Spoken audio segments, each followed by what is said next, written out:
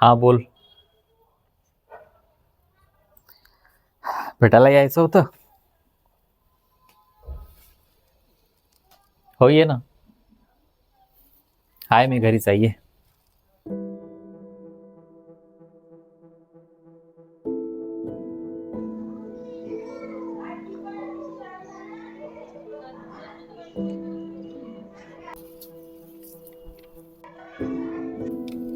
ये वर, ये वर.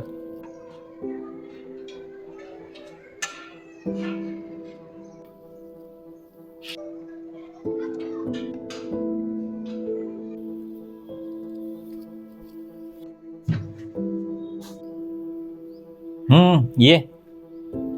काय म्हणता, कस काय काढला आज भेटण्याचा? दादा मी आज संध्याकाळचं तिकीट केलं पुण्याचं. नाही ऐकत ना तू, जातच. अरे एखादी गोष्ट माणसाला स्वतःबद्दल वाटणे आणि ती त्याच्यामध्ये असणे, याच्यात फरक असतो. म्हणजे नाही म्हणजे गेल्या 7 वर्षापासून तू स्पर्धा परीक्षेची तयारी करत आहे पुण्यामध्ये. काय हातात आलं? 7 वर्षापासूनचे प्रयत्न म्हटल्यानंतर काहीतरी हातात यायला पाहिजे ना. फुल आहे, फुलाची पाकळी काही तर. आणि त्यातल्या त्यात आपलं असं आहे की आपल्याला डायरेक्ट लाल दिव्याची गाडी पाहिजे. क्लास 1 क्लास 2 अधिकारी पद, कलेक्टर, डायरेक्ट बंगला बांधायचा आपल्याला. आधी घर नको आहे आपल्याला. आणि हे सगळं फक्त आणि फक्त दुसऱ्यांना बघूनच. दुसऱ्यासारखं स्वतःला इमॅजिन करायचं, पण आपल्यात काय गट्स आहे, आपल्यात काय गुण आहे, आपली परिस्थिती काय आहे, ते लक्षात घेऊन प्रयत्न नाही करायचे. दुसऱ्यांना बघून आपले मुंगिरी लाल की हसीन सपने सजवत राहायचे आणि वेळवर्ष वाया घालवायचे. दादा तुम्ही निगेटिव्ह करत आहे. अरे मी निगेटिव्ह नाही करत आहे, मी वास्तविकता काय ते सांगतोय. इथून 4 वर्ष आधी पण मी तुला हेच सांगितलं होतं की प्रयत्न करायचेच तर पुण्यातच का गावाकडे लायब्ररी नाही आहे? गावाकडे पोरं स्पर्धा परीक्षेची तयारी करत नाही आहे? गावाचा आणि शहराचा फरक पडते ना दादा. शहरामध्ये क्लासेस आहे, वातावरण आहे, मान्य आहे. शहराचा आणि तालुक्याचा फरक पडतो, पण तरीही गावाकडे राहून तालुक्याकडे राहून पण पोरं स्पर्धा परीक्षेची तयारी करतच आहे ना, आणि नोकऱ्या पण मिळवत आहे. शहराच्या ठिकाणी जाऊन प्रयत्न करण्याला विरोध नाही माझा, पण ते आपल्या परिस्थितीला झेपावणार आहे का हे पण लक्षात घेतलं पाहिजे ना. पण महिन्याचा खर्च पुरवायचा म्हटल्यानंतर घरच्यांना किती स्ट्रगल होते. आणि वर्षातून 3-4 महिने असे येतात की जिथे घरचे खर्च नाही पुरू शकत. मग त्यावेळेला महिन्याचा खर्च काढायला आपल्याला कुठलेही कसलेही कामं करून आपला महिन्याचा खर्च काढावा लागतो. चला तेही ठीकच आहे. जीवनामध्ये काही मिळवायचं म्हटल्यानंतर स्ट्रगल तर आलाच. परिस्थितीवर मात करूनच पुढे जायचं असते. पण हे सगळं कशासाठी? त्या गोष्टीसाठी की जे आपल्याला वाटते की ते आपल्यात आहे, पण खरोखर बघायला गेलं तर ते आपल्यात नाही. बऱ्याच ठिकाणी माणसाला स्वतःबद्दल गैरसमज असतो. त्याला असं वाटतं त्याच्या इतकं त्याला कोणीच ओळखत नाही, पण त्याच्या बऱ्याच बाबतीमध्ये त्याच्यापेक्षा लोक त्याला जास्त ओळखतात. तो तर मला जास्त माझ्याबद्दल माहीत आहे असं सांगून स्वतःच्या चुका लपवतो. बरं दूरच्या लोकांचं जाऊ द्या, पण जवळचे लोक सांगतात ते तर गांभीर्याने घेतलं पाहिजे ना. आता असं आहे की खरं बोलायला गेलं तर राग येतो, पण तरीही मी बोलतो. कारण तू माझा चांगला मित्र जरी असला तरी मी तुला लहान भावासारखं मानतो. तुझी जर दिशा भूल होत असेल तर तुला दिशा दाखवणे हे माझं काम आहे. सुरुवातीचे 1 वर्ष तुझे चांगले प्रयत्न चालू होते इथेच राहून छोट्या मोठ्या नोकरीसाठी, मग ती क्लास 3ची असो की क्लास 4ची. आपल्या परिस्थितीच्या मानाने तेही मिळवली असती तर खूप होती आपल्यासाठी. अचानक काय झालं काय माहित, मग गाव सोडलं, पुन्हा पकडलं आणि सरळ वरच्या पदासाठीच फॉर्म भरणं चालू केले. नाही ना दादा, मागील 2 वर्षापासून कुठल्याही पदाची जागा निघो मी देतच आहे. तलाठी, ग्रामसेवक, मग शिपाई का असे ना देतच आहे मी. मग रिझल्ट का नाही अजून रिझल्ट का नाही? काहीच आहे ना दादा प्रयत्न सुरू. पण जेवणाचं ताट आपल्या पुढे असलं तरी कशासोबत काय खायचं हेही समजलं पाहिजे. नाहीतर होऊ शकते आपली लायकी पंचपक्वानाची असेल. म्हणजे म्हणजे नाही कळालं मला. तुला आठवते तुझ्या घरचे तुला कधी महिन्याचा खर्च पाठवू शकत नसायचे, त्यावेळेला तू पार्ट टाइम जॉब करायचा महिन्याचा खर्च काढायसाठी. तेव्हा तू मला शेअर करायचं की तुझ्या बॉसला तू कसं इम्प्रेस केलं त्याच्या बिझनेसमध्ये त्याचा प्रॉफिट करून. आणि त्यासोबतच तू मला सांगायचं की तुझे पण कसे बिझनेस प्लॅन आहे जे की तू करून महिन्याचा खर्च काढून सेव्हिंग सुद्धा करू शकतो छान. आणि तुम्हाला हे पण म्हणायचं की नोकरी मिळवल्यानंतर तुझ्या मनात काहीतरी बिझनेस प्लॅन आहे, तुझ्या डोक्यामध्ये काही बिझनेस प्लॅन आहे जे तुला सेटअप करायचे आहे. तुझे ते प्लॅन ऐकून मला नेहमी असं वाटायचं की तू खरंच या प्लॅनमध्ये सक्सेस होऊ शकतस, ज्या पद्धतीने तुम्हाला प्रॅक्टिकली त्याचे रिझल्ट दाखवायचा.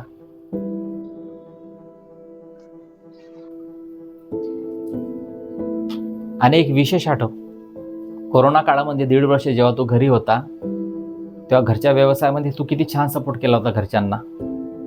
इवन तू घरची शेती पण किती छान सांभाळली होती. आणि हे सगळं खूप आनंदाने तू करायचा आणि मला शेअर करायचा.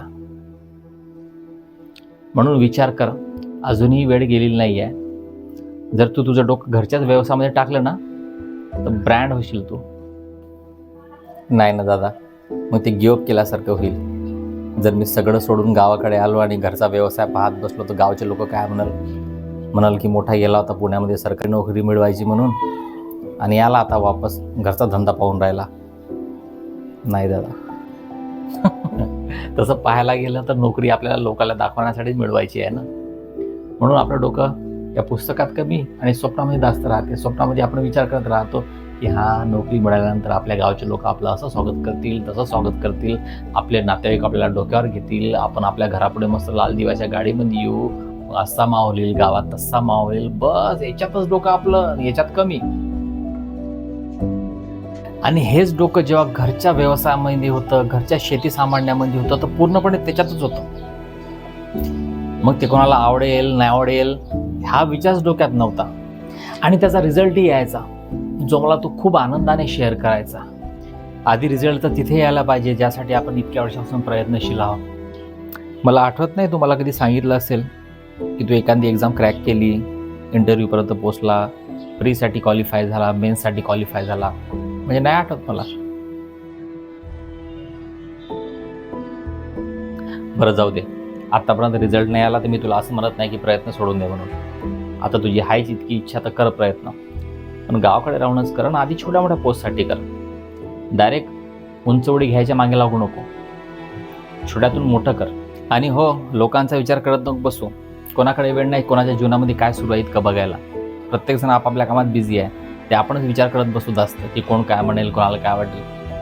म्हणून म्हणणारे 2 दिवस म्हणतात, परत आपल्या कामात लागून जातात. आणि तसे प्रत्येकाच्या जीवनामध्ये काही ना काही प्रॉब्लेम सुरू असतात. कोणी दाखवत नाही, प्रत्येकजण आपली चांगलीच बाजू दाखवते, पण प्रत्येकाचं काही ना काही फाडून असते आपल्या जीवनामध्ये. म्हणून ते डोक्यात घ्यायचं नाही. कोणाचं म्हणणं, कोणाचं बोलणं, आपलं काम करत राहायचं. नाही दादा, इथे गावाकडे थांबायला नका म्हणू मला. त्यासाठी माझं मन नाही मारणार, ते नाही होणार माझ्याकडून. मी माझे प्रयत्न पुण्यासारख्या सिटीत जाऊनच करणार.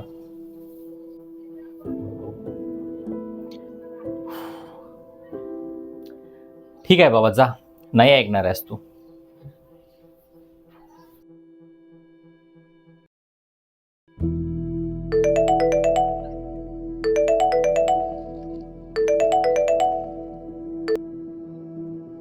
हॅलो, कोण?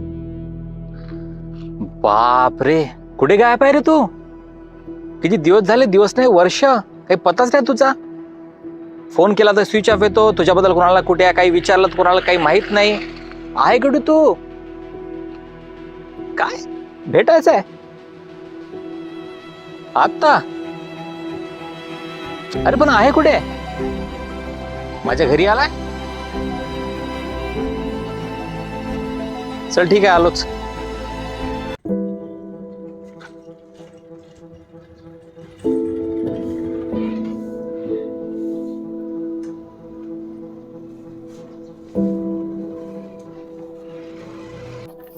दादा इकडे वर या, वर.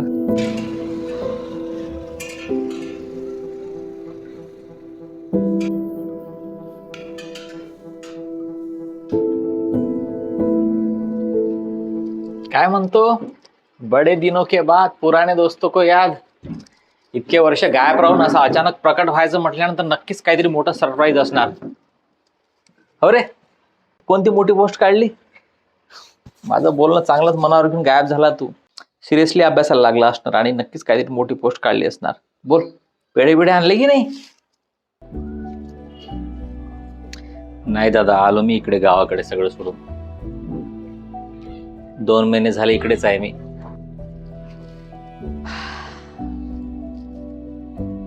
दोन महिन्यापासून इथेच आहे आणि मला आता सांगत येतो.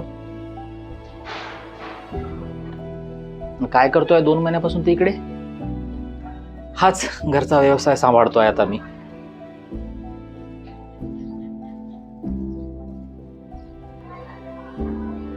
काय झालं दादा, माझ्या या निर्णयामुळे खुश नाही झाले तुम्ही? हाच निर्णय तू खूप आधी घेतला असताना, इतके वर्ष वेळ वाया न घालवता, जेव्हा मी तुला पहिल्यांदा समजून सांगितलं होतं, तर मला जास्त खुशी झाली असती.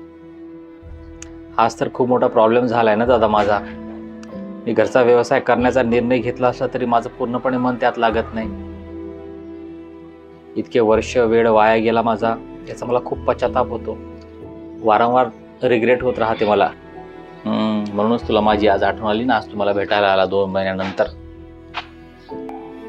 हो दादा, खूपच चिडचिड होत आहे मला. नुसत्या जुन्या गोष्टी आठवतात. असं वाटते का मी इतके वर्ष वाया घालवले माझ्या आयुष्यातले, का मी एखादी छोटी मोठी नोकरी मिळवली नाही, का मी एखादा बिझनेस त्यावेळी केला नाही, का मी तुमचं ऐकलं नाही. इच्छा असूनही आता इंटरेस्टने काम नाही होत माझं. अरे पण तू निर्णय घेतलाय ना घरचा व्यवसाय करायचा म्हणून आता. हो दादा, निर्णय घेतलाय मी, पण माझा पिच्छा सोडत नाहीये. तुम्ही प्लीज मला असं काहीतरी मंत्र द्या जेणेकरून मी माझं जे काम आहे, आता ज्या कामाचा मी निर्णय घेतलेला आहे, ते पूर्ण इंटरेस्ट न करू शकलो पाहिजे. असं मंत्र द्यायला तुला मी कोणता बाबा बिबा वाटलो की काय? मंत्र म्हणजे असं काहीतरी मोटिवेशन असे काहीतरी शब्द तुमचे की जेणेकरून मी ते लक्षात ठेवून माझा पास्ट विसरून जो आता नवीन निर्णय घेतलाय मी, त्याच्यावर कॉन्सन्ट्रेट करू, आपलं काम इंटरेस्टने करू शकलो पाहिजे. झाले गेले विसरून जावे, पुढे पुढे चालावे. नाही दादा, असं काहीतरी इंटरेस्टिंग, फ्रेश, मस्त असं काहीतरी. अरे काही नसते रे मोटिवेशन. आता जे झालं ते झालं, त्याला बदलू शकतो का आपण? नाही. म्हणून जो निर्णय आता घेतलेला आहे त्यावर ठाम राहायचं आणि आपलं काम करत राहायचं.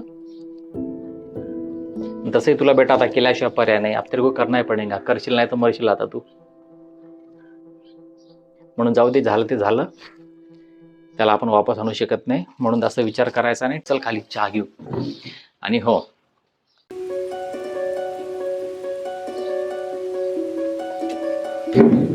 जिथे संपते ना तिथेच सुरुवात होते.